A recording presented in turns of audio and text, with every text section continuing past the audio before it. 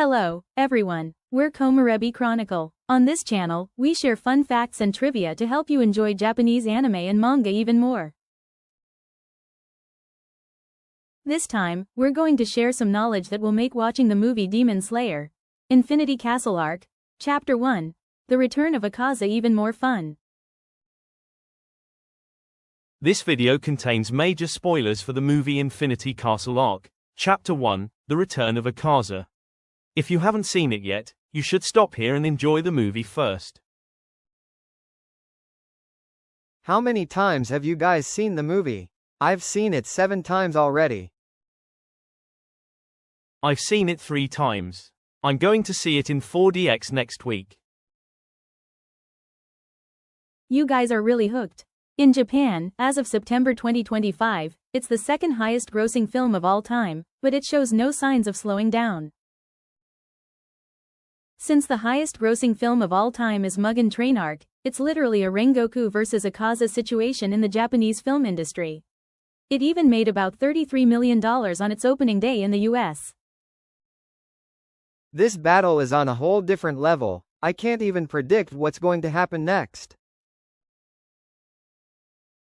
You're right. So, this time, we're going to dive deep into Akaza, who appeared in the movie. I'm so excited. Let's talk about Akaza's fighting stance.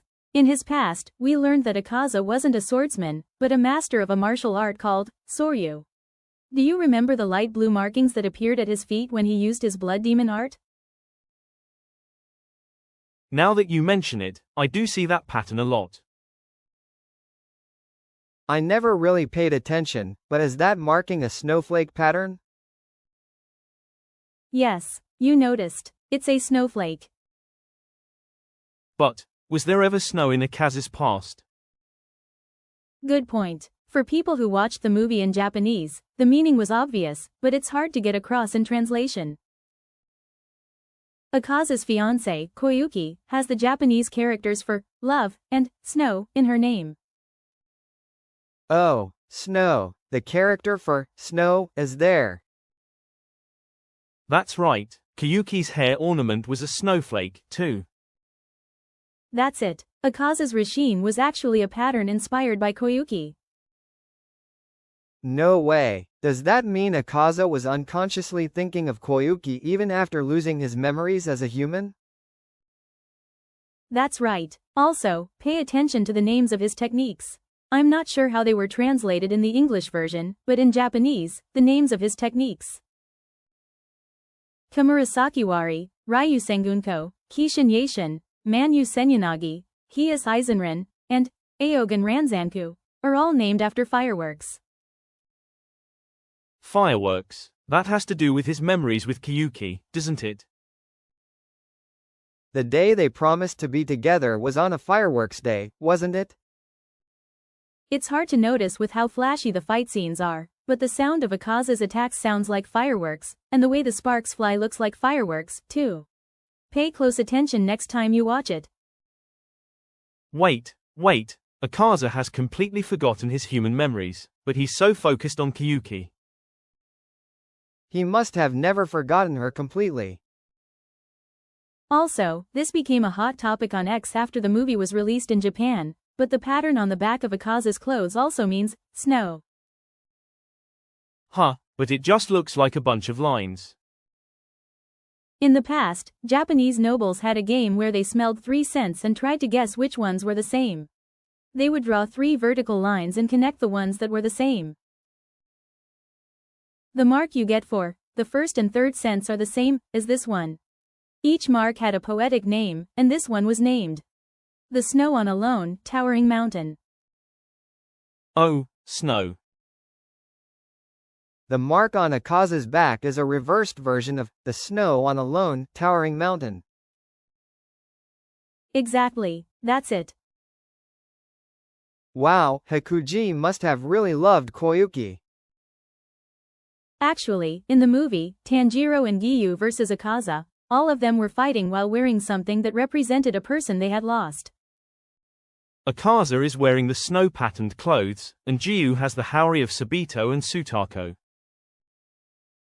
Tanjiro is using the sword guard from Rengoku. You're right, they're all wearing something that represents a loved one.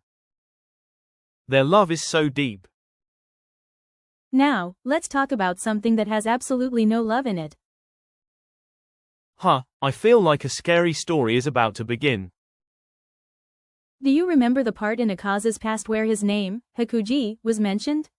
The Haku in Hakuji refers to the koma in Komeinu. This part was probably a little difficult for non-Japanese speakers to understand.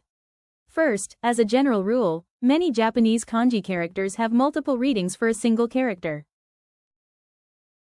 Haku can be read in 8 different ways, including koma, komeinu, haku, heki, and byaku.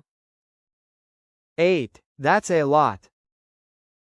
The kanji character, haku, itself means komainu. Kai, do you know what a komeinu is? No, sir, I don't. Me neither. When you go to a Japanese shrine, have you ever seen the animal statues on the left and right sides of the entrance? Those are komeinu. Depending on the shrine, they can be foxes or wolves, but they're often dogs. Not pet dogs, but sacred, divine dogs. That's why they often have more fur than a normal dog. These komeinu act as guard dogs, protecting the shrine from evil. Wow, that's interesting. So what does the ji in Hakuji mean?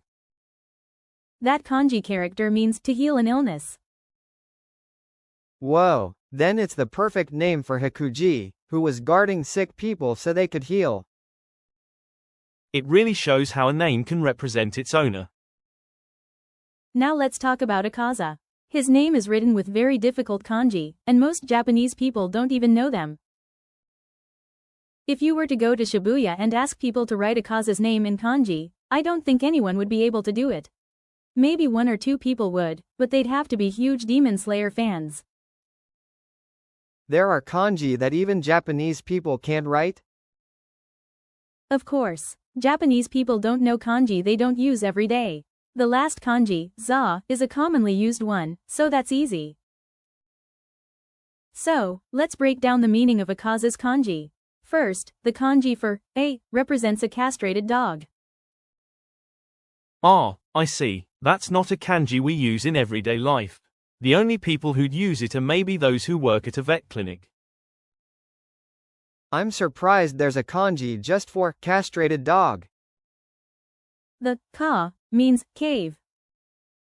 We don't really use cave in everyday conversation, either. And za means to sit.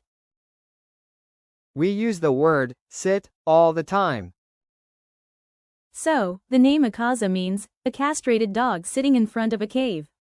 When you consider that Hakuji's name meant a divine guardian, you realize how different it is.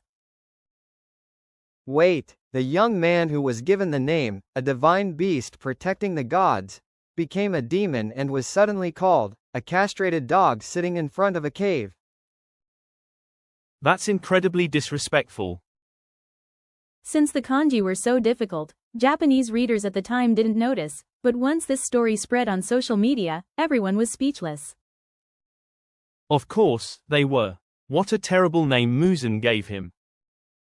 Upper 2, Doma, also has a pretty terrible name. It means, worn-out child. Oh, that's awful. I hate Doma, but I can understand why he turned out so messed up, given the bizarre environment he grew up in. It really is terrible. Speaking of terrible, did you know that Tanjiro said something awful as well? No, Tanjiro isn't the kind of person to hurt anyone. Of course, he didn't say it to hurt Akaza, but at the end of the Mugen Train arc, Tanjiro yelled this at a fleeing Akaza. "Don't run away, you coward." Rengoku didn't lose. He didn't let anyone die. He fought to the end and protected them to the end. Oh, man, you're right, that must have hurt Akaza. Huh? What do you mean? What happened to Hakuji's master and Koyuki? It was because the successor of the neighboring dojo poisoned their well. He did it because he couldn't beat the master or Hakuji in a direct fight. That's why Akaza hated weak people. It's thought that because he lost his memories as Hakuji, he came to hate weak people, because they choose cowardly means to defeat stronger opponents. So he probably couldn't stand being called a coward by Tanjiro. Oh, I see. Now that you mention it, Akaza got abnormally excited when he was called a coward. And in the end, Hakuji couldn't protect anyone. Not his father, his master, or Kyuki. He couldn't protect a single person. Ah, that's right. It was a complete contrast between Rengoku, who risked his life to protect everyone, and Hakuji, who couldn't protect anyone. Exactly. Akaza was told the one thing he didn't want to hear by Tanjiro. That's why he made him his enemy. Of course, Tanjiro had no intention of mocking Hakuji at all. Well, we've gone on for a while, so that's all for today. We'll save more side stories about Akaza for another time. I learned that Akaza was a more emotional person than I thought. I never would have guessed that every one of his techniques was filled with his memories of Koyuki. On this channel, I'll be sharing fun facts and trivia to help you enjoy Japanese anime and manga even more. If you liked this video, please subscribe and hit the like button. It would be a huge motivation for me to create more videos.